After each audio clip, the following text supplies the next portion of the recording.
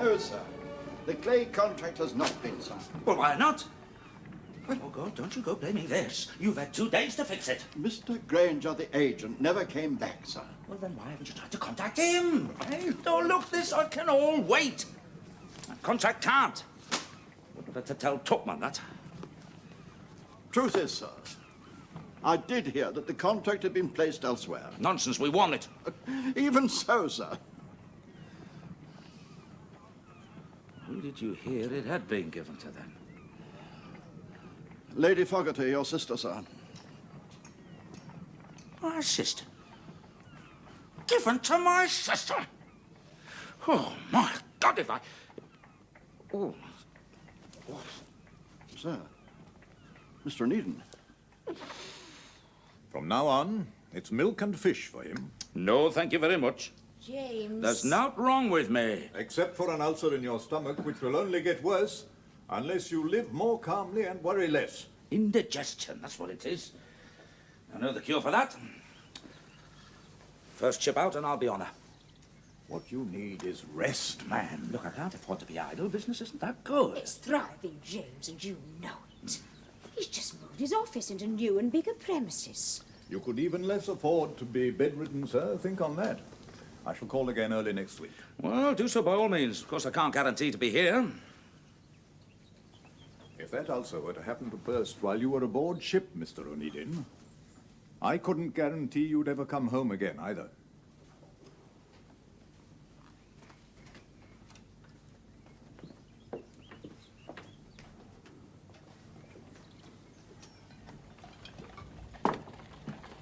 Dr. Porton said no spirits. Not to me, he didn't. Well, he did to me. Well, then you can do the abstaining. Why do you seek his advice when you have no intention of following it? I didn't. It was you who insisted he come here. Because, as he has just confirmed, there's something plainly the matter with you. Yeah. Nothing that a good sea breeze won't put right. James, you can't mean it. Now listen. It is time to stop all this gallivanting around the world. Oh, for heaven's sake, you're not some young adventurer out to make his first fortune. Aye, and I'm not about to lose the one I've made either.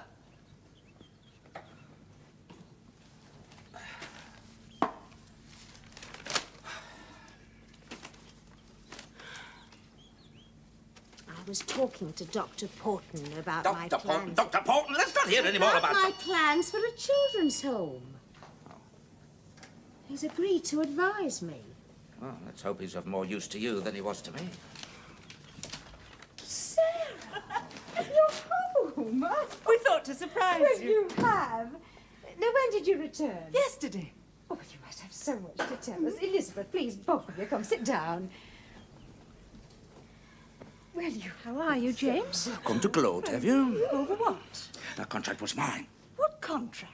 Oh, that contract. Well, it was offered to me. Aye, but I won it. Why, damn it all, For Elizabeth, pity's if we're sake, going to James, start remember stealing what each other... Dr. Porton said. Oh, if I hear any more about Dr. Porton, I'll... What did he say? Nothing! Just that James Sure. is not well because he overexcites himself and he worries too much. Little wonder, when my partner runs off with my daughter and my own sister runs off with all my Oh, you're contracts. insufferable, James O'Needin. I wish I had taken it. Insufferable, am I? Oh, that's not what I could... I beg your pardon. I said the contract was offered to me, but I declined it. Well, at the end of the day, I decided it would be barely profitable, unless I could be guaranteed return cargoes, which wasn't the case, so I turned it down. When? 2 days ago. James, where are you going? Mr. Needham, the last I knew of the matter was that the contract had been placed elsewhere. And now I'm telling you different. I'd like to think you might do something about it.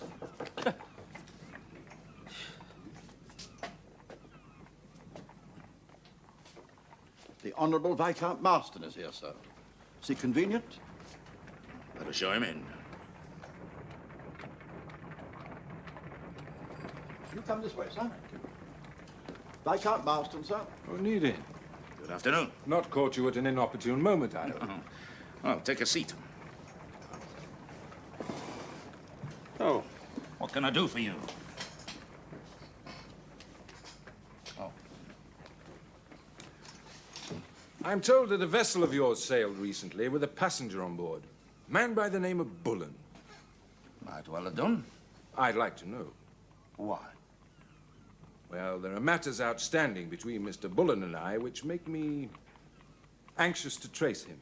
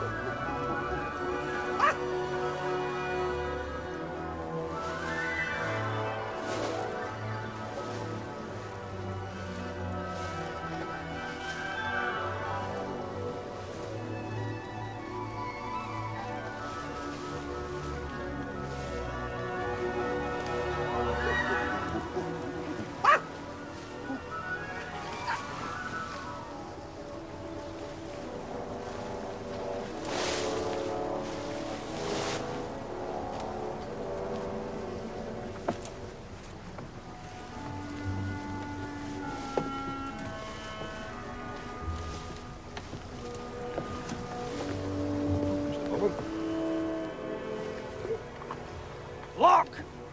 Get aloft! Lock, I said, get aloft!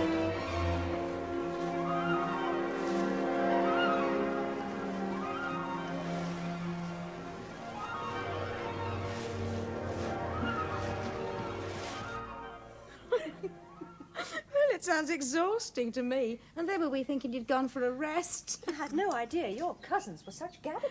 We'd quite decided you were never coming home again. Letty, would you and James be free to come to tea on Sunday? As far as I know. Although I doubt you'll be glad of James's company unless his mood and manners improve somewhat. Oh, yes, well, it's most important he be civil, but I do so want you both to come. Sarah has invited somebody special. Who? Well, I've tried to wheedle it out of her, but she simply refuses to say. It's just a friend I met in Bath. Someone I want you most all particularly to meet. James will be on his very best behavior. I promise. He booked a passage to Roscoff aboard the Sun and Larsen, sir. And they call first at Concarneau to offload coal. Should be there possibly tomorrow or the day after. And then on to pick up onions at Roscoff. Say by Wednesday next. Right, thank you, Dawkins. That'll be all. I want Bullen brought back to this country. Oh, there's still time. You'll have a cable waiting for them in Concarneau, telling your captain to keep Bullen aboard. I expect I could, yes. I would be greatly obliged. Oh, sure you would, but I'd still like to know why. I'm not a vindictive man, but as you'll appreciate, it's not good business to be thought an easy mark. Bullen cheated me out of a considerable sum of money. How did he do that? Oh, he sold me timber. Pit props for the mine. Unfortunately, it wasn't his to sell. Seems he was a woodsman on an estate in Cheshire, which was sold recently. When the new owner came to take stock, he found his woods decimated.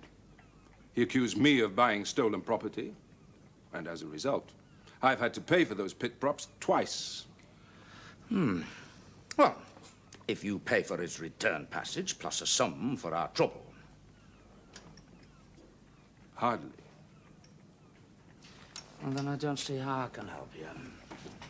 I would have thought a contract to carry 500 tons of clay a month would have been compensation enough. What's clay got to do with it? Oh, I bought Imperial staffs 2 months ago. Any contract to carry that clay is a contract with me. So, it was you who offered that contract to my sister. Yes. Now, if you give me Bullen, you can have the contract, but not otherwise. Dawkins.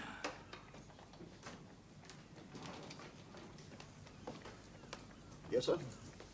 Send a cable to Captain Baines via the agent in Concarneau, if you please.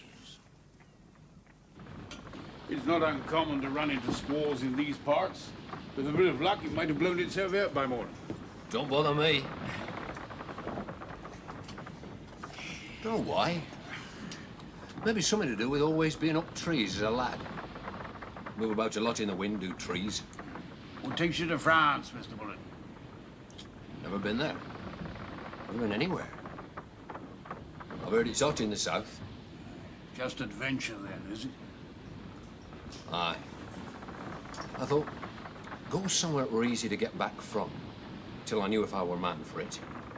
And if I am, it's America for me. Oh, good. I'm hungry. And nothing like the sea to give you an appetite, Mr. Bullen. You been at sea long then, sir? Since I was about the same age as young Tom here. Ah, but you were never young like me, Captain, was you? Thought you'd always been a codger.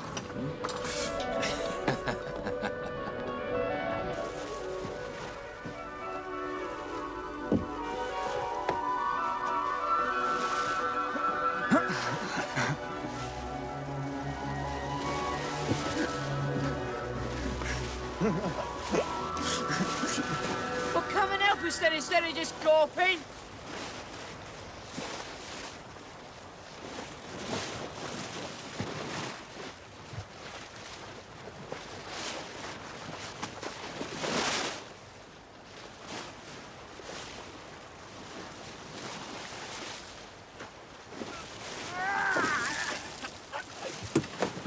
You bugs, you Jimmy Look!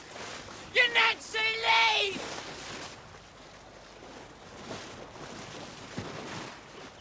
I'm not eating milk and fish. It is for your own sake, James. You'll thank us for it when you find the Baines no longer there. Though knowing you, you probably won't. For if you can be as rude as you were to Elizabeth and Sarah yesterday... They know me well enough. That's no excuse.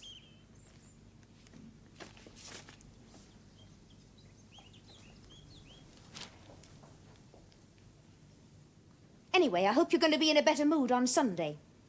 Sarah has a surprise for us.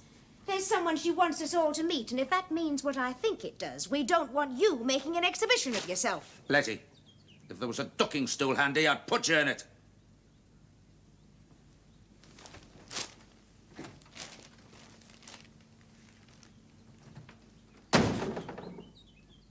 James O'Needin. If I've become a nag wife, it's because you are the most stubborn, the most unreasonable man I've ever met. You're pig-headed, you're selfish, you trample on people's feelings, and you completely take me for granted. Oh, but all that wouldn't matter if only we could share in something again like we used to. Because otherwise, I'm going to go on getting more and more jealous and resentful, and not over some other woman, but over your damn ships. Isn't that the most ridiculous thing you've ever heard?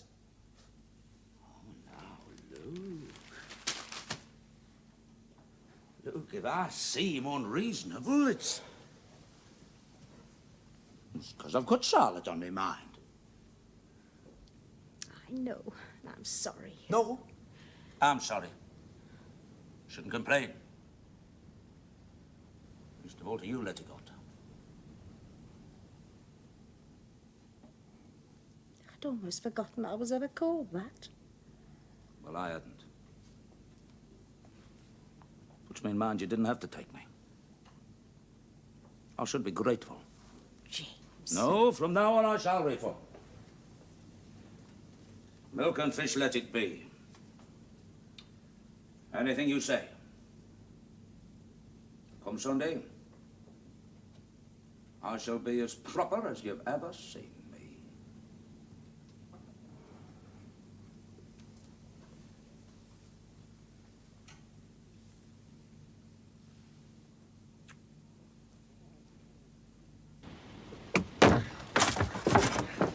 For God's sake, somebody help me! He's got loony, look, he's trying to croak me! Lock, I'll strip your masthead. Put it down, Lock. Don't stand there, Eastrop's. Get the captain. Drop it, Lock. Drop it, I'll put you another hatches, man. Put it down. Drop it, Lock. Not to spend all your time on the hatches. Put it down, Lock. I'll put you under the hatches, man. Put it. Get the captain! Mr. Bale! Captain Baines! Captain Baines! No!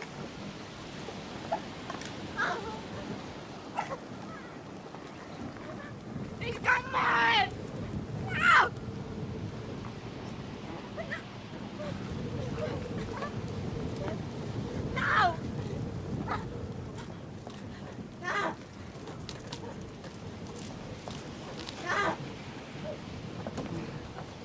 going on, Mr. Beale?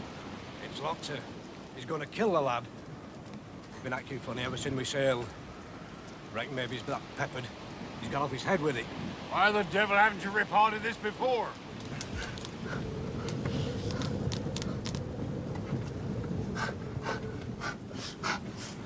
I'm breaking out a rifle.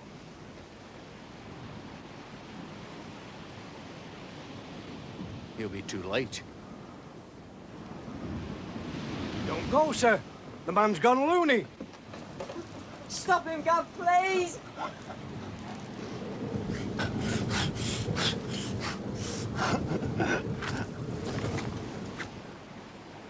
Who the devil? It's Mr. Bullen, sir.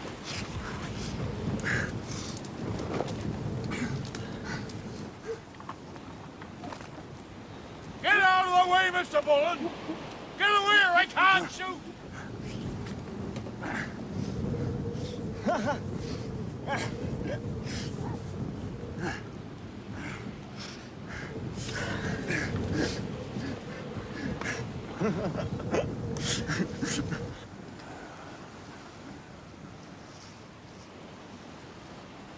Look.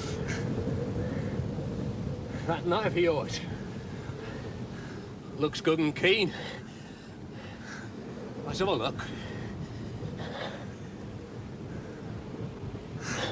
Show us, Mr. Locke.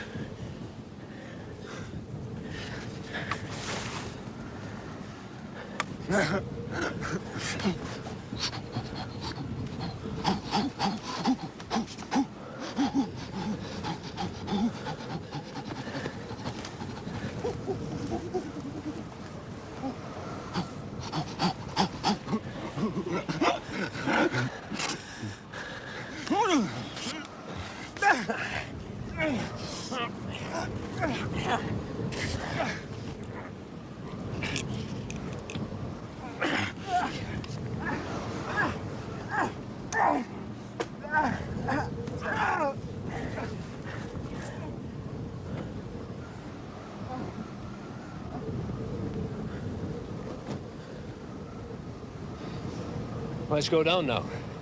Shall us?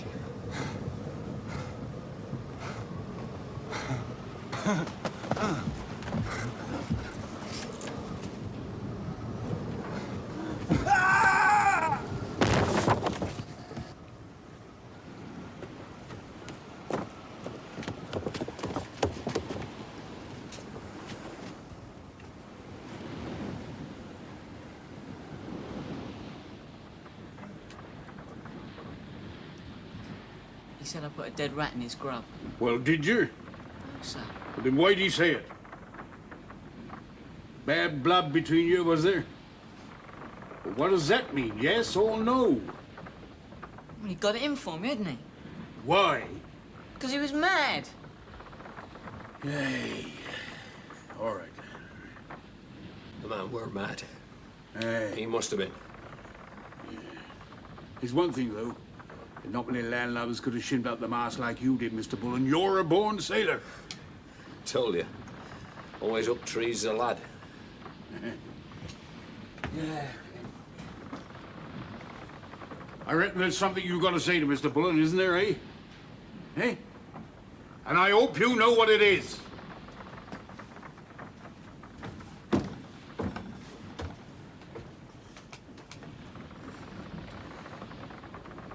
Thanks, mister. Why'd you do it? What? Feeding that dead rat. Paying back for tipping that gubbins over me. You're a right little fibber, aren't you? Don't worry. I won't tell Captain. Anything you want, Governor. You just give me the wink.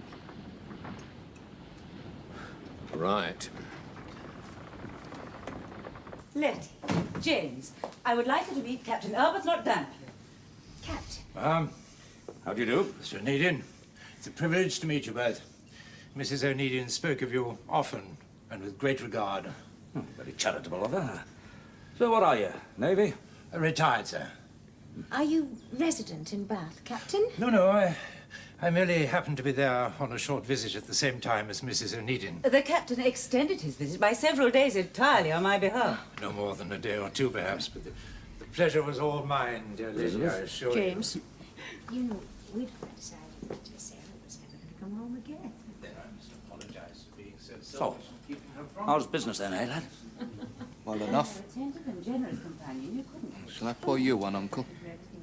No, it's not allowed. gratified, Ma'am, but truly it is... That won't bring her back, you know. Thank God. Getting groggified won't help either. What do you think of Mother's admirer?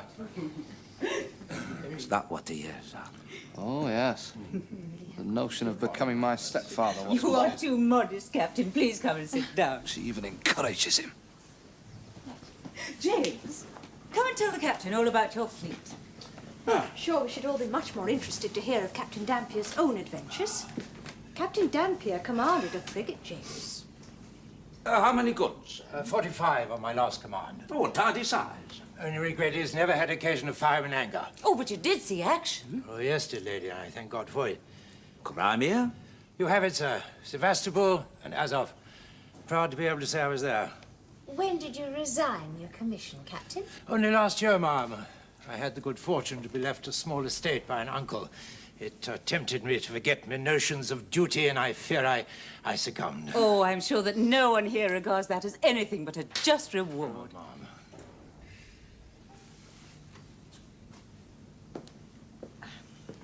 Don't you find that you miss the sea, Captain? I must confess not, Lady Fogarty. Surprised me. Ah, but the truth is, sir, I have never forsaken it. The captain was also left a steam yacht, James. Steam yacht. The Amazon, sir. And at risk of giving offense to the pride of your fleet, I'll wager you've never seen such a pretty.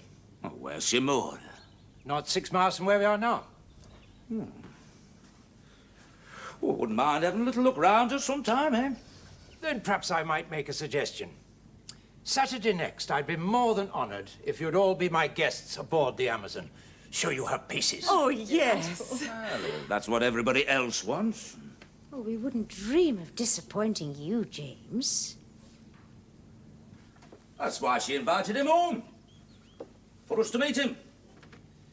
She wants all objections settled before she says out. Do you? Object.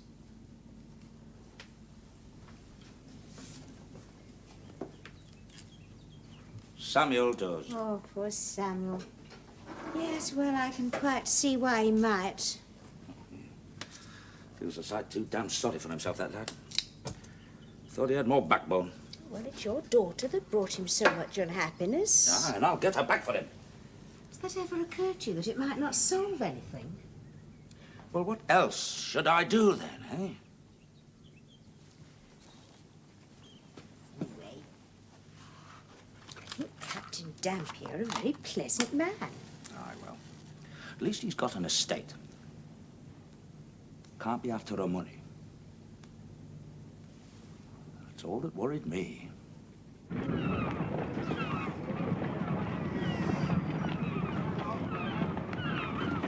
Duff?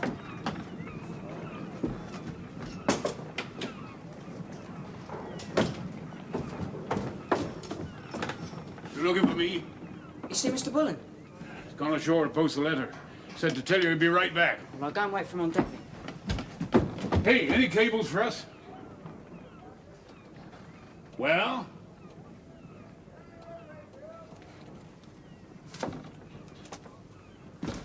Know what it's about, do you? Now, I've told you before, just because you can read doesn't mean to say that you can go on opening every letter.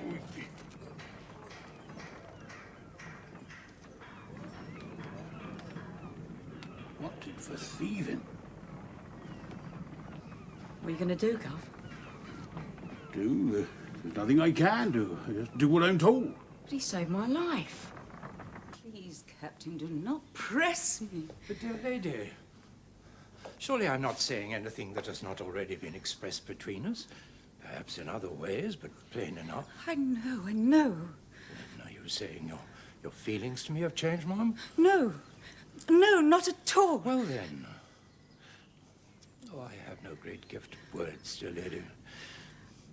But we have both known the grief and loneliness of bereavement. And do we not both yearn for companionship once more? Oh, yes. That is all I seek. The honor of giving you my name and protection, whatever comfort is in my power. The honor would be all mine, Captain. Well, then, providing no one among your family objects, which I venture to hope is indeed the case. No, but Robert does. Robert? My husband. Your late husband? He objects. Well, I had to ask him. How do you and he manage to communicate, dear lady? Through Mr. Pilgrim. He's a medium. You have no idea of the comfort he's given me since Robert died. Just to be able to speak to... But this time, though I pleaded and pleaded he would not be moved, he simply will not countenance the idea of us marrying. And this he told you through Mr. Pilgrim? I am not responsible for the messages, Captain. I merely pass them on. You're a rogue, sir. Growing fat on the grief of others. There are many who share your view, but I content myself in the knowledge that those who have needed me would not agree. Nobody needs your damn trickery, least of all Mrs. O'Needin. Then all she need do is never return. Oh, yes, sir. Just once more. To hear you admit that all these messages from Robert are a pack of lies. But they aren't. Damn it, sir, you'll not sell a pack of them to me. Don't be afraid to strike, sir. I shall not hit back. If it's your reputation you seek to protect, I'd agree you simply tell her that the last message you gave her was a mistake. How could I do that? Let me make it easy for you. Enough? Even were I still poor, I could not accept. And how much less is the need now? If I ever hear you dare to upset Mrs. O'Needin again with any more of your lies, I'll have you horsewhipped. Good day to you.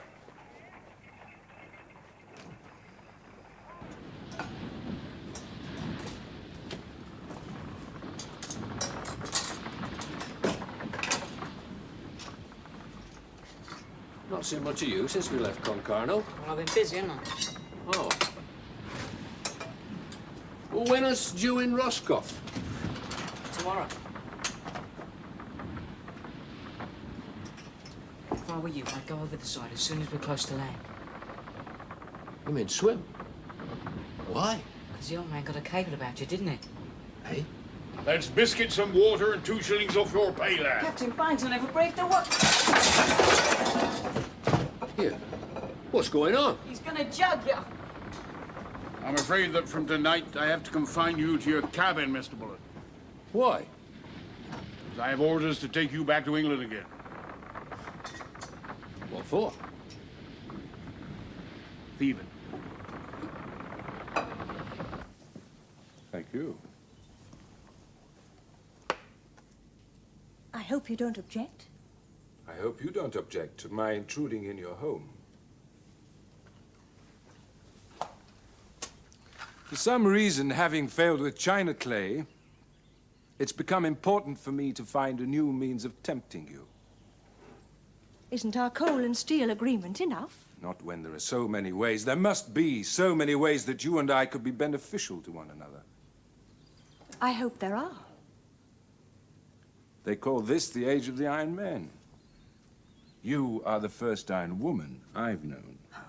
I must have had prettier compliments. But none more complimentary. My brother regarded your offering that clay contract to me as being decidedly below the belt. He'll find himself left behind if he isn't careful. But not you or I. While we're cracking the ring of the New World, where will he be? Battling round Cape Horn. An entire railway system to Chile. Rolling stock and track. Could you do it? How much and how long? 1,000 miles of railway over 6 years. Are you building or merely supplying?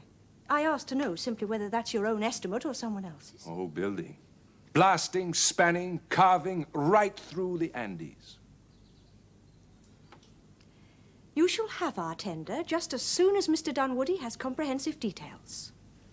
We'll freight you rolling stock and track, sir, as much as you like and to wherever you like. It doesn't daunt me. Good. And now I'll intrude no longer.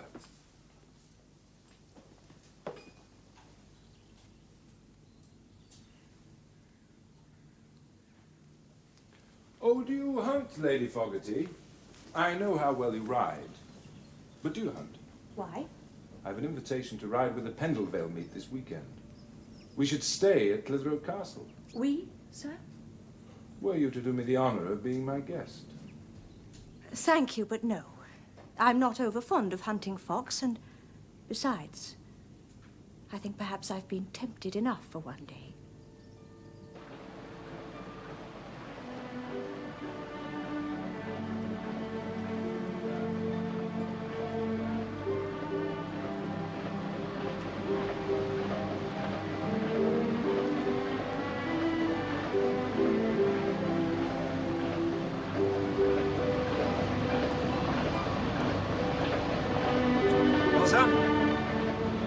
She's a nice toy. Toy?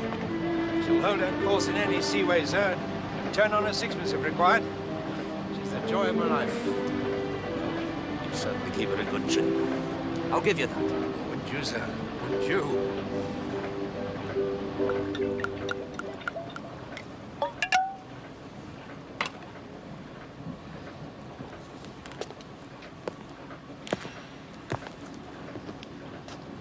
You sure you don't want to take a turn round the deck, Sarah? Join the others? No, I'm quite comfortable here, thank you. Come, come, Mother.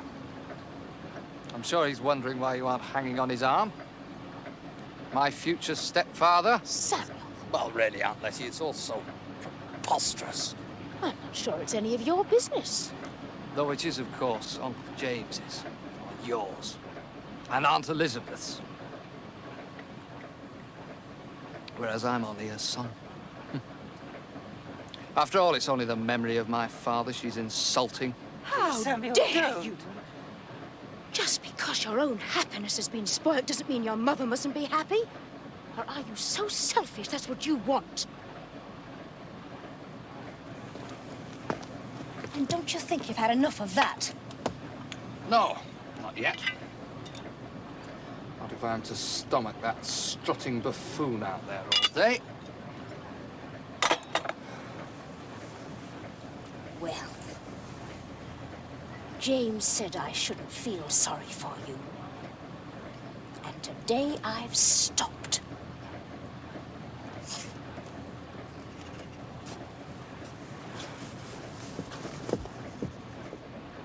You're right, she's damned quiet.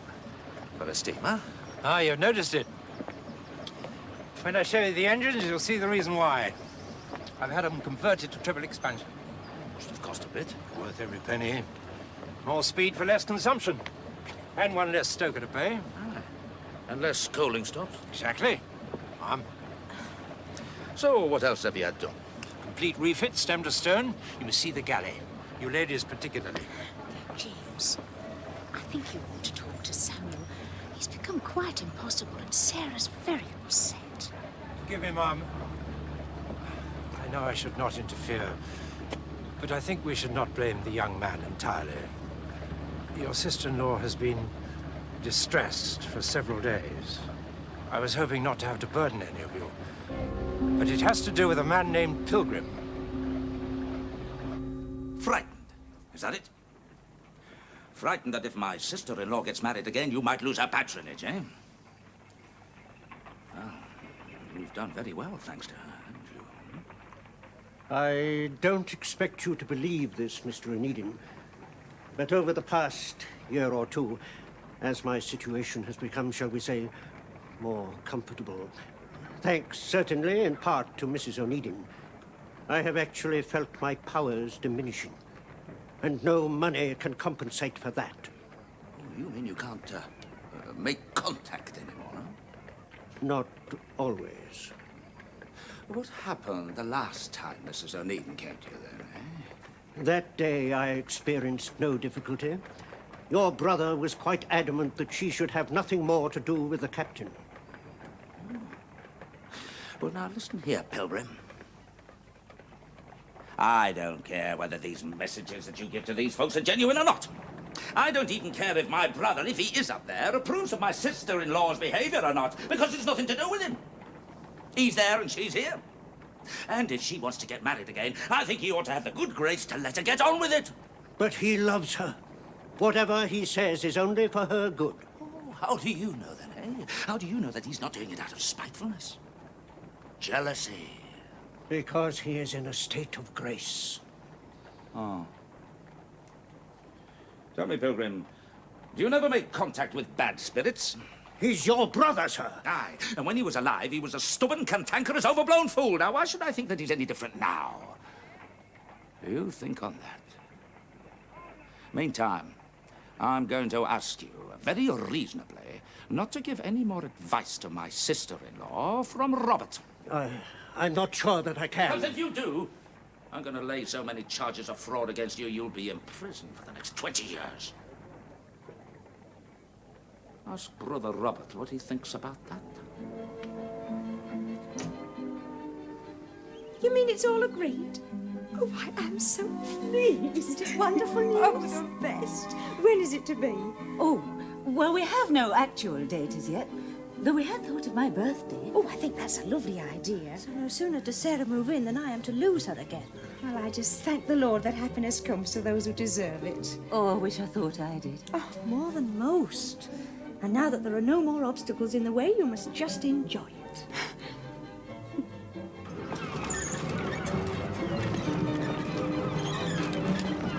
Tom! Tom!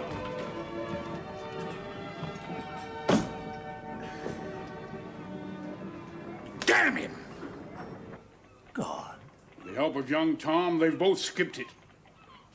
Baines, how would you like to tell Viscount Marston that you brought this man Bullen all the way home and then lost him at Liverpool docks? Dawkins! Can I say something? Oh, I doubt you can say anything that's going to make me feel better. Yes, sir. Glass of milk, if you please, Dawkins. I'm sorry about your China clay contract, and I'm sorry young Tom couldn't be trusted. But I'm not sorry the man's gone. What? He struck me as being a grand young fella. I liked him. He was good company. The kind of young bloke you were once, probably, before you learned to get your own way over time. I see. And I'm not sorry he's gone because I couldn't make him out to be a thief or a cheat. Well, then you tell Marston that, will you?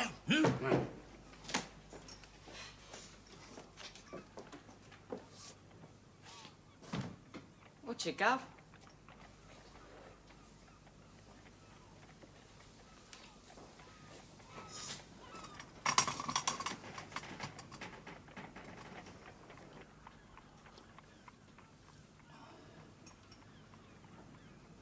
Bullen? Mr. O'Needin, I haven't stolen nought, ever. Except maybe a few apples where I were a lad like. So, I want to know who says different.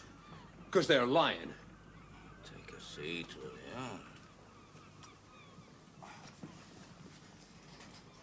you? You sell pit props to a man named Charles Marston. I sold timber to his mine. Says they weren't yours to sell. Says they belong to an estate in Cheshire. Where I worked, aye. Let me tell thee, that estate were damn near bankrupt. There were folk on it like me, hadn't seen a wage for nigh on 2 years. So when the old fellow who owned the place knew he was dying, he got us all together and he told us, he said, we could each of us take from the estate whatever was of use. Them were his words. So most folk took a couple of pigs or a cow and cleared off. But I waited, see who new owner was. Well, weren't no but old feller's nephew. All he wanted was to sell place fast for whatever he could get. That weren't the right lot. He sold it to a merchant bank called Beaumont's. All they were interested in was stripping everything they could sell and building new houses on the land. So I thought, right, I'll take just what the old feller said I could. And I started felling timber.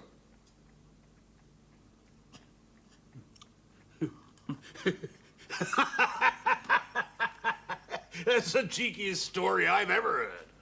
He said whatever were of use. Oh, but even so... Aye, but can you prove it? I don't know if I ever put in writing. Only person who'd know that. Old fella's nephew. Remember his name? Aye. Funny sounding name it were. He were a sailor. Dampier. Summat Dampier.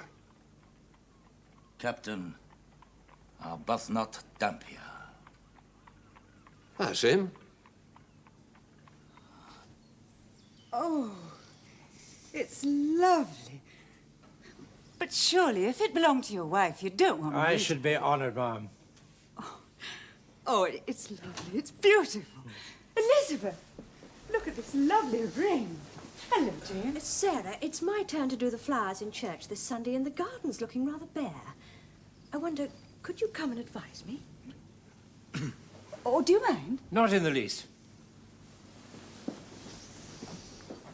Sir, glad of a chance of a word with you, Captain. I've been presented with something of a problem, and as luck would have it, I think you're just the fellow that can help me.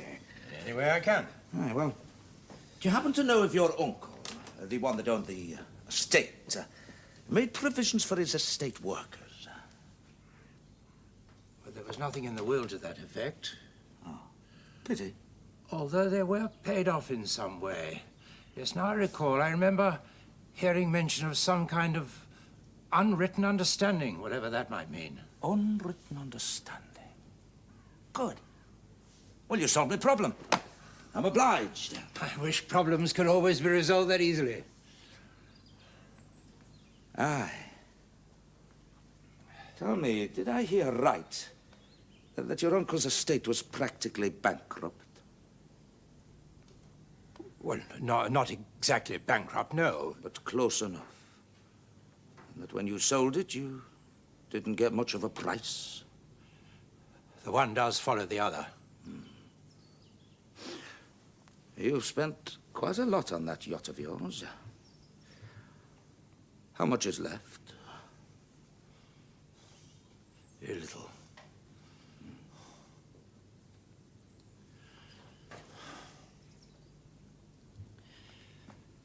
I'll withdraw, of course.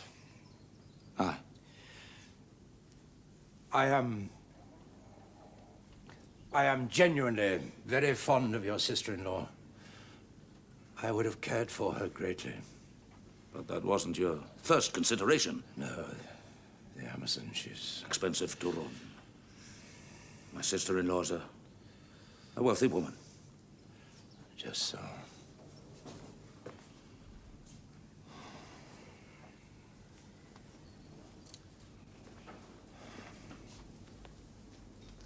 No doubt you think I'm a scoundrel. Well, probably I am. I don't blame you. I think you would have cared for her, looked after her, but... you see, I can't let it go on. No, of course not.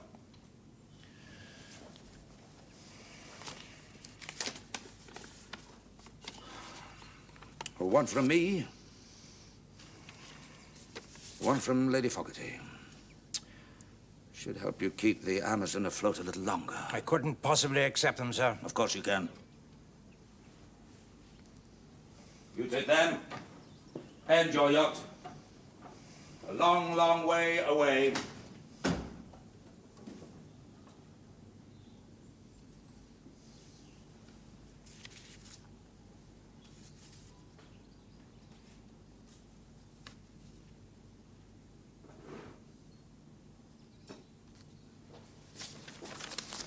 I don't understand.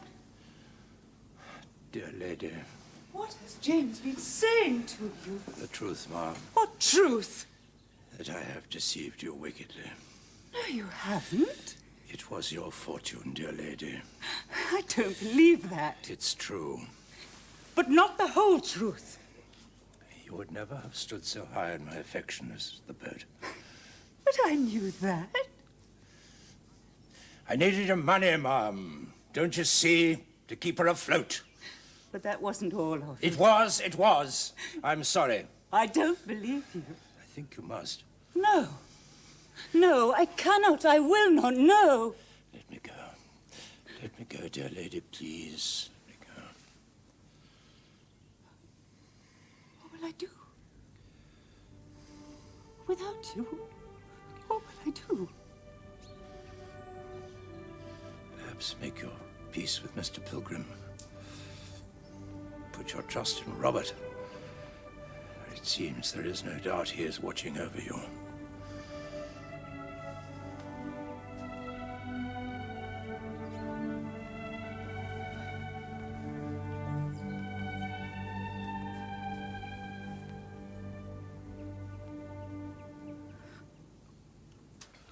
Contract to your satisfaction? Completely. Bullen? Baines? Aboard ship, sir. Where else? Well, I'm not a man to doubt a gentleman's word.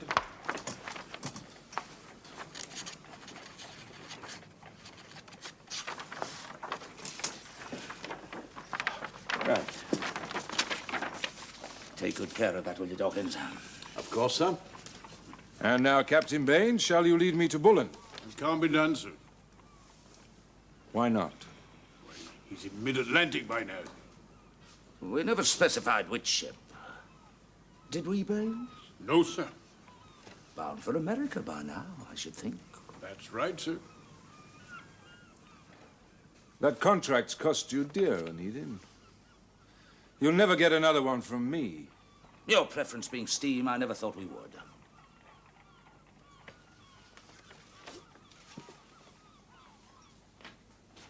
Marston, Bullen honestly believed that that timber was his. I was satisfied. Otherwise, I'd never have let him go. That's my word as a gentleman. I see no gentleman here. Neither do I, sir. From where I stand, I see two businessmen who deserve each other. It makes me thankful that I'm only a simple sailor.